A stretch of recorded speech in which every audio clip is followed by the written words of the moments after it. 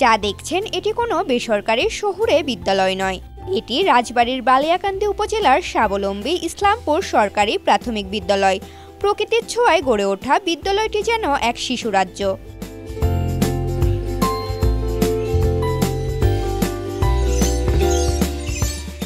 সরকারি শিক্ষকরাও বলছেন বিদ্যালয়টি সম্পূর্ণ শিশুবান্ধব। শিক্ষার্থীদের উপস্থিতির হার প্রায় শতভাগ। শিক্ষক শিক্ষার্থীর সম্পর্ক এখানে বন্ধুর মতো। আমাদের স্কুলটা আসলেই অন্যরকম। যত স্কুলে আমরা গিয়েছি, ঘুরতে গিয়েছি বা দেখেছি আশেপাশে, তো সেখানকার থেকে আমাদের এই স্কুলটা অনেকটা গোছালো এবং পরিপাটি বলা যায়। খেলার মাঠ আছে এবং পর্যাপ্ত পরিমাণ বাচ্চাদের খেলার যে আনুষঙ্গিক যা লাগে তা সকল কিছু এখানে কিন্তু বিদ্যমান আছে। আসলে স্কুলটা এতটাই সুন্দর যে বাচ্চার স্কুলে আসার কথা বলা লাগে না, ওই এমনি এমনি নিজে নিজে স্কুলে চলে আসে।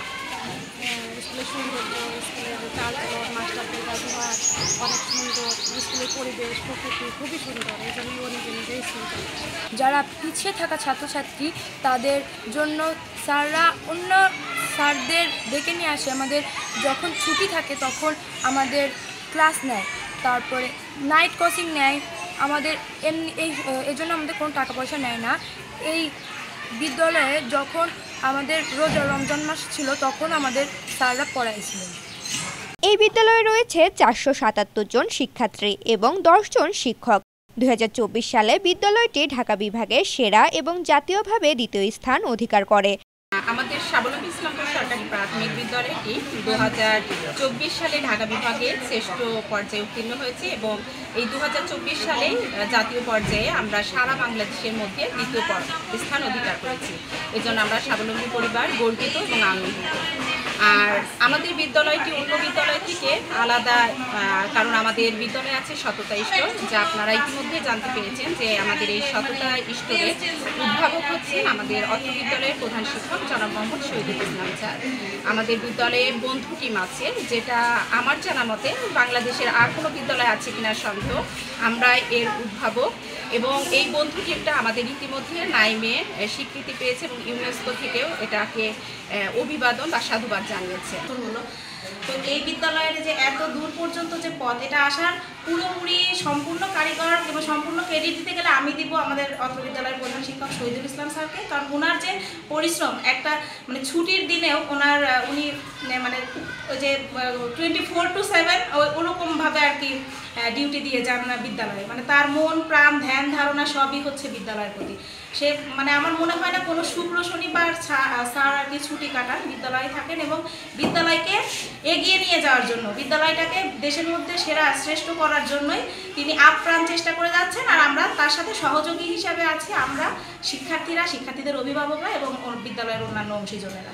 আমাদের এই বিদ্যালয়টা অন্যান্য বিদ্যালয় থেকে ব্যতিক্রম, কারণ আমাদের এখানে বিশেষ করে বহিরাঙ্গনের যে পরিবেশ, এই পরিবেশে ছাত্রছাত্রীদের খেলাধুলার ব্যবস্থা আছে এবং তাদের সার্বিক নিরাপত্তার ব্যবস্থা আছে। এছাড়া ছাত্রছাত্রীদের সঙ্গে শিক্ষকরা যে আন্তরিক, সেটা বোঝা যায় ছাত্রছাত্রীদের সঙ্গে তাদের বিভিন্ন খেলাধুলা, বিশেষ করে ক্লাসে যে আন্তরিক পাঠদান, এই জন্য অন্যান্য বিদ্যালয় থেকে অনেক স্টুডেন্ট এখানে চলে আসে। বিদ্যালয়ের প্রধান শিক্ষক মোহাম্মদ শহীদুল ইসলাম 2019 সালে হয়েছেন জাতীয়ভাবে শ্রেষ্ঠ প্রধান শিক্ষক। রাজবাড়ীর প্রত্যন্ত গ্রামে অবস্থিত একটি সরকারি বিদ্যালয়, যা আজ সারা দেশের গর্ব। এমন উদ্যোগ ছড়িয়ে পড়ুক সারা দেশে। আসলে প্রত্যেকটি কাজের সফলতার পেছনেই থাকে ঐকান্তিক প্রচেষ্টা, ভালোবাসা এবং সর্বোপরি একাগ্রতা।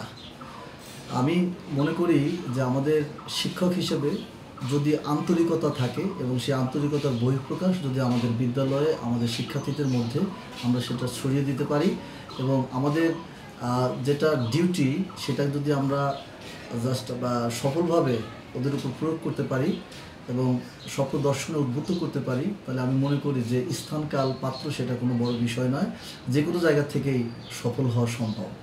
আর প্রাথমিক বিদ্যালয় সম্পর্কে মানুষের মধ্যে যে নেতিবাচক ধারণাটা রয়েছে, এটা আসলে আমি মনে করি না সেটা ঠিক। আমাদের প্রত্যেকটি বিদ্যালয়েই এখন যোগ্য শিক্ষক, একটা চমৎকার শিক্ষাবান্ধব পরিবেশ প্রত্যেকটি বিদ্যালয়ের সকল ধরনের অ্যাডভান্টেজেস সরকার মহোদয় দিয়েছেন। তো আমরা মনে করি প্রত্যেকটি বিদ্যালয়েই যোগ্য শিক্ষক দ্বারা পরিচালিত হচ্ছে এবং প্রত্যেকটি বিদ্যালয়ের শিক্ষা ব্যবস্থাও অতীত থেকে অনেকটা পাল্টে গেছে।